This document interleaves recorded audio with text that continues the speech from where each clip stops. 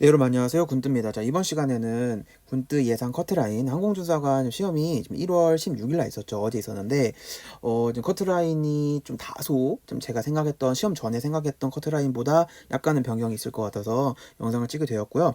일단 좀 언어 논리부터 말씀드릴게요.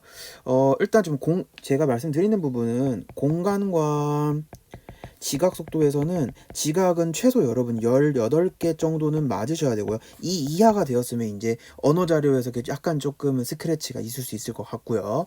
그 다음에 이제 공간 같은 경우에는 여러분 그래도 기본적으로 18문제 다 맞았다고 가정을 하고 보시면 될 것 같습니다. 자, 언어가 사실은 시간인데 이제 과거에 어법이나 어휘 트렌드가 어떻게 되었었냐면 1번부터 8번까지 그냥 속전속결로 다 찍고 넘어갈 수 있었던 문제들로 구성이 됐었어요. 근데 하지만 이번 어휘어법에서는 굉장히 좀 까다로운 문제가 나오면 차라리 이 부분을 그냥 스킵하고 뒤에 있는 지문 형태를 여러분이 바로 가져가셨으면 조금은 개수는 더 잘 나올 수 있었을 것 같은데 여러분 사실 이거 내가 사실 모르는 부분이면 넘어가는 게 맞는데 계속 고민을 조금 했던 거죠. 이건가?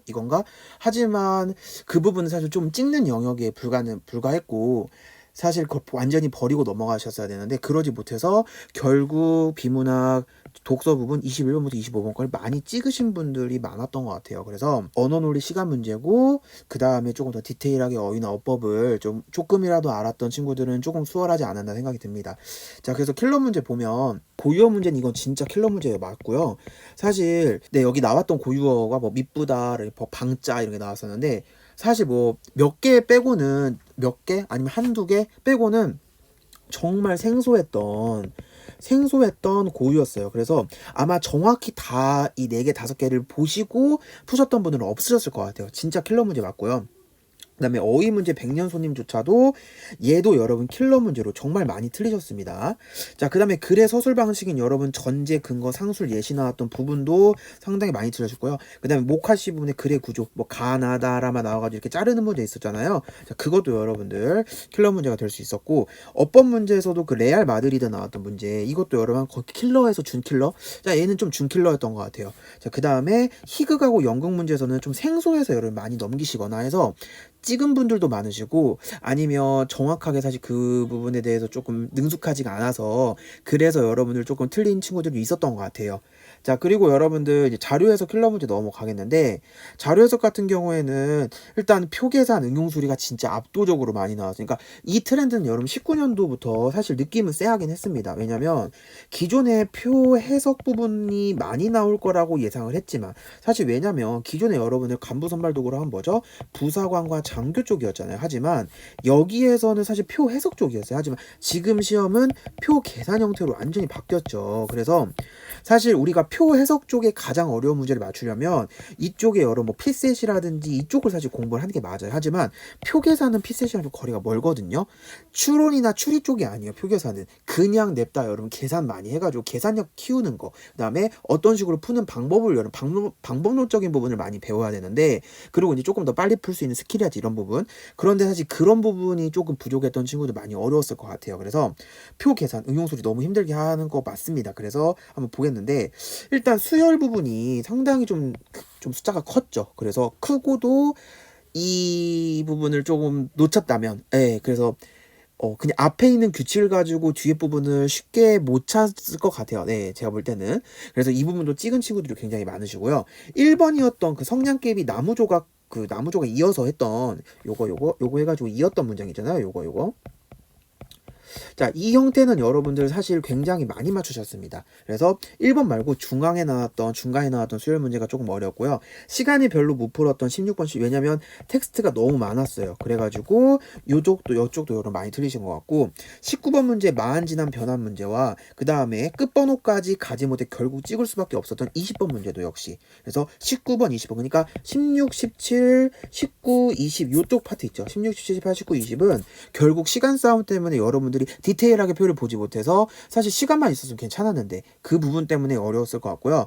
그 다음에 작업시간 1처리 부분이 여러분 360분, 뭐 370분, 그 다음에 400분 나왔던 그 선지가 있어요. 그 부분도 여러분들 조금 생소해서 조금 많이 놓치신 것 같습니다. 자, 그 다음에 6번에 각종 퍼센트가 정말 많이 나왔죠. 뭐 17%짜리, 뭐 100 몇 퍼센트짜리 퍼센트랑 그다음에 뭐 수 구하는 것도 너무 많이 나왔기 때문에 자, 이게 여러분 한 번에 나오지 않아서 여러분들이 조금 뭐지라고 했던 부분. 사실 얘는 여러분 솔직히 킬러까지는 아니고 우리가 공부를 여러분들이 꾸준히 하고 좀 열심히 하셨던 친구들이라면 어렵긴 어려운데 계산 실수가 나왔던 친구들이 많이 계셨을 것 같아요. 그러니까 내가 답을 구했는데 보기에 답이 없는 거야. 뭐 반올림까지 하려고 봤는데 없는 거예요. 자, 그럼 다시 계산해. 재계산해야겠죠?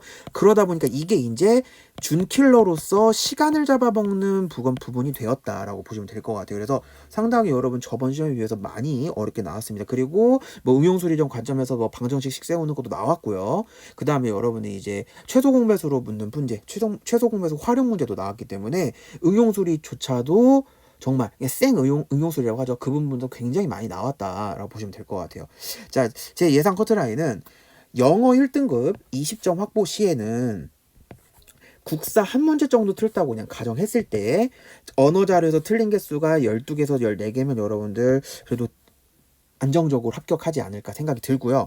영어 2등급 19점 확보 시에는 이제 조금 왜냐면 여러분들 이 1점 차이가 자료 해석에서는 여러분 한 4문제, 3, 4문제 차이 나거든요. 그래서 언어 자료 해석 틀린 개수 합쳐서 8개 정도, 그 다음에 3등급 같은 경우에는 합쳐서 4개 정도, 3개, 4개, 4개, 이 정도, 4개, 5개. 여기 들어오시면 여러분 커트라인으로 한번 볼 수 있을 것 같아요. 제가 원래 시험 전에는 이번에도 많이 뽑기도 했잖아요. 왜냐면 사람들이 많이 몰린 것도 맞아요. 선생님, 근데 경쟁률은 그렇게 많이 안 줄어들었던데요. 그러니까 저희가 지금 이번에 지원했던 친구들 1000명이 조금 넘었어요. 1000명이. 자, 그런데 여러분 마지막 최종에 뽑는 인원은 얼마죠?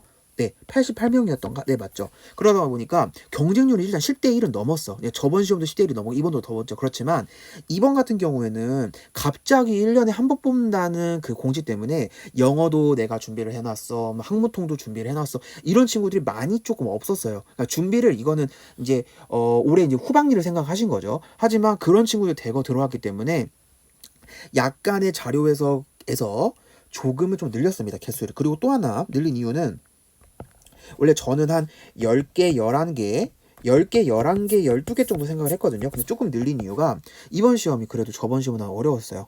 예, 그러니까 당연히 어려워질 거라 생각은 하셨어요. 그리고 저희도 학생 가르치는 입장에서 왜냐하면 시험이 갈수록 조금씩은 어려워지고 있으니까. 그런데 그것 대비 사실 조금 더 어려워졌다라고 보시면 될 것 같아요. 그래서 조금 개수를 늘렸고요. 자, 이렇게 보니까 사실 여러분들 보면 이제 많이 이제 저희가 뭐 쪽지나 아니면 카톡으로도 많이 연락을 주시는데 댓글로도. 근데 언어가 보통 우리 학생들이 한 7개? 예, 7개 정도. 그다음에 이제 준킬러 킬러 합쳐가지고 그다음에 자료 해석에서 한 3, 4개 이 정도 보시는 게 좋을 것 같아요. 그래서 여러분 이렇게 한번 좀 확인해 주면 좋을 것 같고요.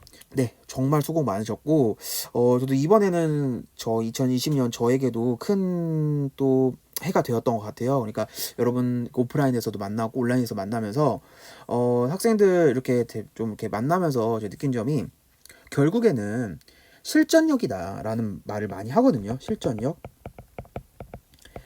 그러니까 약간 내가 집에서 혼자 풀이하는 이런 거랑 가서 실제 시험에서 적용하는 거랑은 완전히 다릅니다. 근데 집에서 여러분을 편하게 보시는 부분들은 그냥 정석적인 방법의 그냥 간단한 풀이로 여러분 하실 수 있겠지만 실제 시험에서는 시간이 압박이 굉장히 크기 때문에 그 시간을 내가 좀 잘 요리를 하셔야 돼요. 그래서 그 실전력이 굉장히 중요했다. 그 실전력을 조금 잘 체화시킨 친구들은 확실히 시험을 잘 봤다.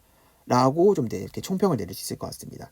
자, 그리고 여러분 1월 18일부터 이제 항공준상학 면접 오리엔테이션 유튜브 업로드를 하려고 하는데 저희 이제 면접반은 29일 날 여러분 이제 합격자 발표가 나잖아요. 이때부터 면접반 모집할 거고요. 자세한 면접 피드백이나 그런 내용들은 제가 유튜브로 따로 올려드리도록 하겠습니다. 자, 그 다음에 여러분 이제 1월 말 저희 이제 군뜻 2021년 커리큘럼 항공준상학 말씀드리면 1월 말에 항공준상학 합격자 발표 있잖아요. 자, 이때 있으면 여러분 바로 면접반이 2월 초부터 바로 개강이 합니다. 그래서 1월 즉 29일 날 합격자 발표가 나기 때문에 바로 2월 초부터 한 3주간 진행을 할 거고요. 그 다음에 이때 바로 기본반 얼리버드 반.